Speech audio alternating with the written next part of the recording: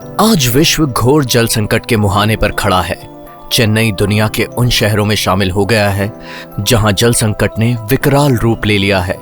ऐसे समय में 40 लाख आबादी वाले इंदौर शहर में प्रति व्यक्ति 135 लीटर पानी की प्रतिदिन आवश्यकता होती है। इस तरह प्रतिदिन शहर में 525 mld पानी की आवश्यकता है, जिसकी पूर्ति नर्मदा के जल व अन्य स्रोतों से संभव नहीं है। इसके लिए शहर भूजल पर निर्भर है, लेकिन क्या भूजल का स्तर इस शहर की प्यास बुझाने के लिए पर्याप्त है?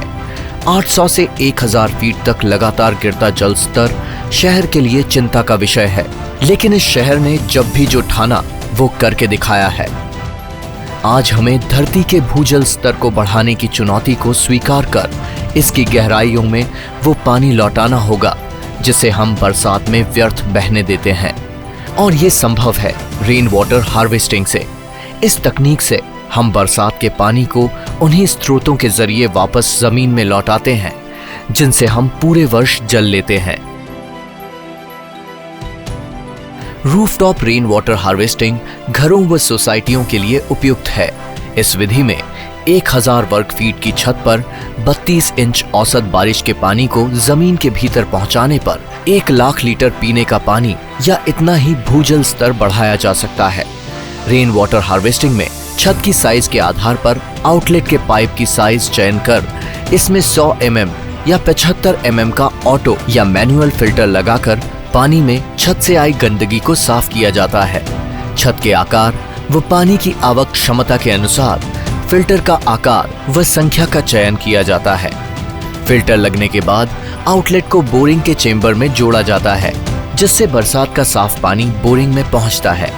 इस आउटलेट में एक वाल्व भी लगाया जाता है, जिसके द्वारा पहली व दूसरी बारिश के पानी तथा छत की गंदगी को बोरिंग के बजाय बाहर निकाला जाता है। साथ ही यह वाल्व अत्यधिक वर्षा होने पर बोरिंग में जाने वाले पानी की मात्रा को नियंत्रित करने के काम भी आता है।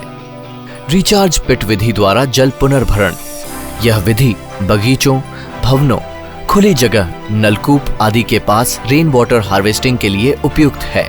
इस वर्गाकार रिचार्ज पिट को नलकूप से लगभग 2 मीटर से अधिक दूरी पर निर्मित किया जाता है, जिसकी लंबाई और चौड़ाई 2-2 मीटर तथा गहराई 3 मीटर होती है। वहीं गोलाकार पिट का व्यास 2 से 2.4 मीटर रखा जाता है। यदि अधिक खाली स्थान उपलब्ध हो तो रिचार्ज पिट की लंबाई, चौड़ाई और व्यास बढ़ाए भी जा सकते हैं। जमीन में साफ पानी भेजने के लिए इस रिचार्ज पिट में पेबल्स, रेत व अन्य फिल्टर सामग्री भरी जाती है। एक पिट में 2 अतिरिक्त पाइल लगाने से जल रिसाव की दर में काफी वृद्धि होती है। बरसात के पहले फिल्टर मटेरियल को 1 से 1.5 फीट तक साफ करके फिर से भरा जाता है। इस पिट पर जाली लगाने से नियमित रखरखाव का अंतराल बढ़ जाता है। ट्रेंच विधि द्वारा जल पुनर्भरण। यह विधि पारगम्य सतही भूमि के लिए उपयुक्त है, जिसके द्वारा बड़े घरों व भवनों के बगीचे तथा खुली भूमि में रेन वाटर हार्वेस्टिंग की जाती है। इस ट्रेंच विधि में 2 मीटर चौड़ाई, 1.5 से 2 मीटर गहराई व 10 से 20 मीटर या इससे अधिक लंबाई की ट्रेंच या नाली का निर्माण किया जाता है। भवनों के बगीचों व खुली भूमि का ढलान ट्रेंच की दिशा में होना चाहिए, ताकि बरसात का पानी आसानी से ट्रेंच तक पहुंच पाए। इसमें पाइल करना भी लाभप्रद होता है।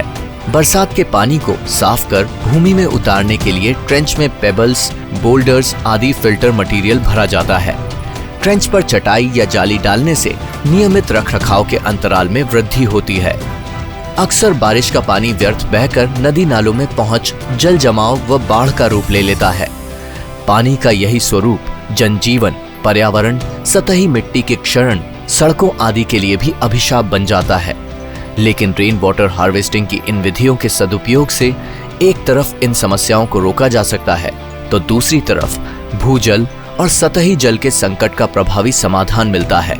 भूगर्भ का जल अपेक्षाकृत भारी होता है, लेकिन वर्षा जल संवर्धन व पुनर्भरण से भूजल की कठोरता कम हो जाती है, क्योंकि वर्षा का जल निर्मल एवं कार्बनिक रसायनों से अपेक्षाकृत मुक्त होता है। तो आइए अत्यंत सरल, सस्ती व पर्यावरण हितैषी रेन वाटर हार्वेस्टिंग तकनीक अपनाकर इंदौर को बनाएं जल संवर्धन और भूजल स्तर में भी नंबर 1।